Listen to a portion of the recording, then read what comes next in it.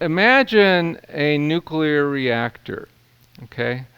And essentially, a nuclear reactor is, maybe I should use this paper since it's actually just sitting here. I know you all remember this from school, but just, so this is like a super simple version of a reactor. Down here, now a reactor is a containment vessel. It's like a big jar made out of special metal, hopefully installed really well, with a fantastic foundation. And excuse me while I be a little technical.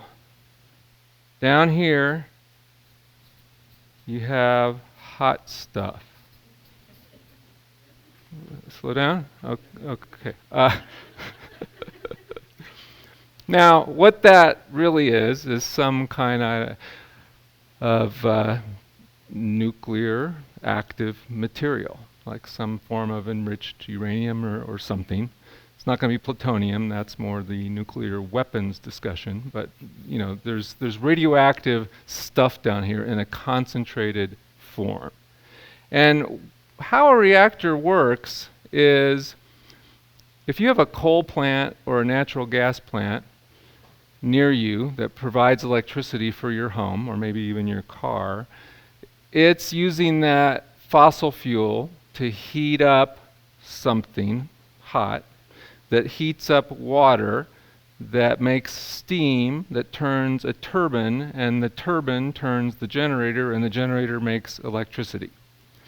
In a nuclear reactor, everything, like a nuclear power plant, everything's the same, except the source of the heat is the nuclear reaction.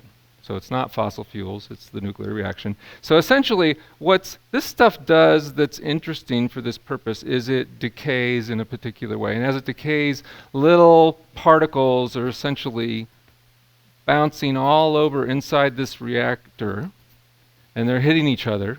And I don't know if there's little explosions or friction or whatever. You really do need a physicist for at that point. But something basically is happening that's, these little particles are like running into each other, making heat up here, and then that's doing a useful thing. Sound good? Now, the fundamental, there's a lot of ways to control a reactor, but the most important one is, as he mentioned this morning, there's control rods. And these control rods, I'm drawing an exaggerated form of them here. This is not to scale, not a plan that's likely to be used to build a new nuclear reactor anytime soon. So there's a whole bunch of these actually. I'm drawing 3. Let's say they're joined at the top here by some device. So this is a control rod.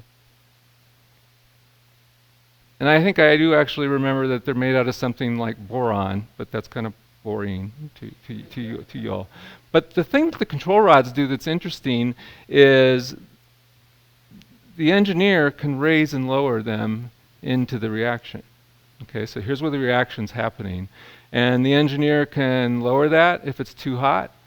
If they want more heat, they can raise it up. Because essentially, again, here's a technical detail I really don't know. When the particles hit these, they just stop or I don't know what they do, but they are not running into each other, creating friction or little explosions or whatever they do to make heat. They quit doing it. They're still being released, right? But this is absorbing the reaction, okay? Now, why this metaphor was pretty appealing to Howard and I early on, and it still is very appealing, I'm not sure it's the greatest thing to teach everybody that comes into a prep workshop, is you can think about this as a couple. So what are the 2 extremes you hope your local reactor engineer avoids? Too much, too little. Too hot, too cold. Meltdown or shutdown. For any just couple on the planet, even if they don't understand their relationship as a nuclear reactor, they've got the same dilemma. They want warmth, maybe sometimes even some heat, but they don't want a meltdown, and they don't want it cold. Neither of those is good. One of them might be more immediately catastrophic and have more obvious damage that it does to the relationship, the kids, the community, whatever. But that's like all of life, and any relationship that matters, we're trying to avoid those same extreme. Now, part of what was appealing to this is you can think about this, in reality, this is a physical structure being raised and lowered into the reaction to control it so you get the right amount of heat for it to be productive. That's really what you're actually trying to do with a couple in a session.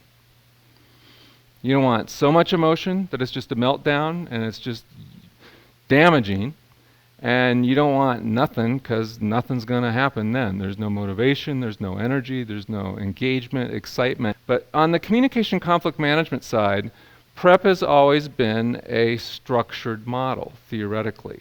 Now, people falsely criticize approaches like PrEP for being too simple or too... The silliest expression is that approaches like this are just about teaching skills like we care for everybody in the world to be more skillful. Well, I don't really care for people to be more skillful. I care for people to feel safe, for people to feel connected, for people to have warmth, for people to have attachment. The real differentiator there isn't the goal. It's what strategies you're using, what sort of tools and strategies you're using, and there's a whole lot of ways to get to that goal. But in the PrEP sense, so think about the speaker-listener technique. Now, first off, I should say this because this is quite clear to us. You know, you can teach people something like the speaker-listener technique in a workshop. I mean, I would interpret the research this way. There's not a precise study that looks at this exactly this way. But I think in reality what happens, you teach a bunch of couples the speaker-listener technique. Some large portion will never use it again.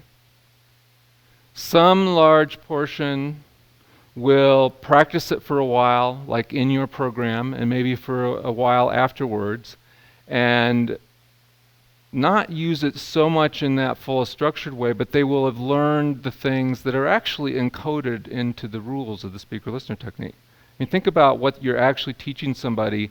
So some people, and the third group is the floor on the fridge couple. I'll tell you a story about that in a minute. But they're the couple that, whoa, we love this. We use it when we get stuck. We go grab that floor. We communicate that way, and we have the best conversations, and then most of the time we don't talk that way.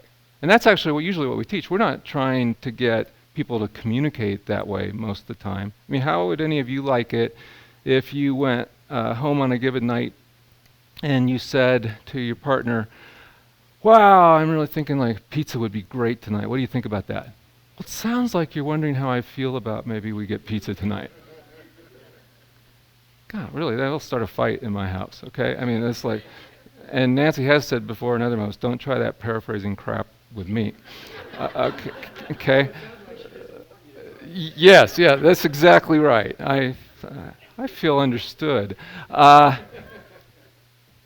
So, the goal is, I mean, really what you're teaching people, and this is why whatever kind of model you're working with, if you like this way of thinking, you really do want people to practice it and use it for a while. Whether that's with you, I often would say to couples, I would really like you to practice this a few times a week for just 5 minutes or so, 5 or 10 minutes. A lot of times people are thinking, well, I'm not going to sit down for an hour and have it. No, I don't want you to do that because you're never going to want to do this again. But like if I can get a couple to practice this for 5 or 10 minutes a few times a week for a few weeks, I think it's going to change how they communicate for a long time, even if they never use the technique again or don't use it again for a long time. But think about what they're learning. They're learning that there's one message at a time we should pay attention to. They're learning turn taking. They're learning a lot of things that we should not assume now that people just get growing up in America. That you should take time to tune into the other person's channel. That you should listen carefully and show the person that you're listening, not just wait till you get the chance to talk and forget everything that they said. I mean, you're having people practice really important things. But think about it if somebody's really using the full structure, so Howie talks a lot about, he talks about the amount of structure, the full structure of the technique.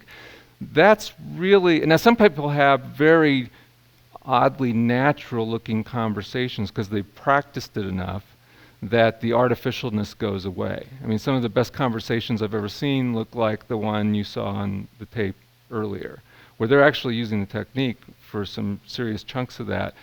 But you take away the visuals and the fact that you're in this workshop talking to us, you would just hear on audio, and you take out Howie, you would just hear an unbelievably great conversation. You don't even know they're using the technique, right? If it's getting, the technique sort of disappears when people are having a really good conversation, which is another thing some critics of skill approaches sort of don't get. And in fact, I would say this on that point. Everybody in this room did many things already today that you didn't know how to do when you were born, that were skills that you'd learned that are completely second nature to you now. They're not remotely unnatural, but they initially all were unnatural, right? So think about speaker-listener technique. So we'll say to couples, if we're in this mode, and if you like some metaphor, like, and this is still a good thing to say to couples with or without the nuclear reactor. I've often, by the way, I'll pull out a big pad, not this big, I'll pull out a regular pad of paper in my office and draw pictures for couples. Just, really I wanted to be like in a circus and get paid to draw pictures for people. And somehow I ended up doing this. But you can see how much talent. Raw talent right here. I should be doing a comic strip. Full structure using the speaker-listener technique, we're lowering the rods more. Relaxing the structure, Howard's talked about relaxing the structure, pulling that up. You can pull it up because it's okay. It's not going to overheat because they're doing well. But if it starts to overheat a little bit, you lower the rods a little bit more again. So you bring in a little more structure. So you can plant that idea in couples' heads. You could benefit as a couple from using more structure when the amount of heat is starting to edge toward not being productive. You can have some heat and have it be productive, and I don't even mean romance or sexual there. I just mean, there can be some intensity about a disagreement, but it can be very productive. But as a couple, you're watching for when it's over. Now, if you need a whole lot of structure, what do you need to do to get the heat under control? Time out. Right. If you hear a reactor engineer, which you probably actually don't want to hear a reactor engineer say this, I think the word was scram. Those bars are just shoved down as far as they can be as fast. They're trying to stop it from getting away from them.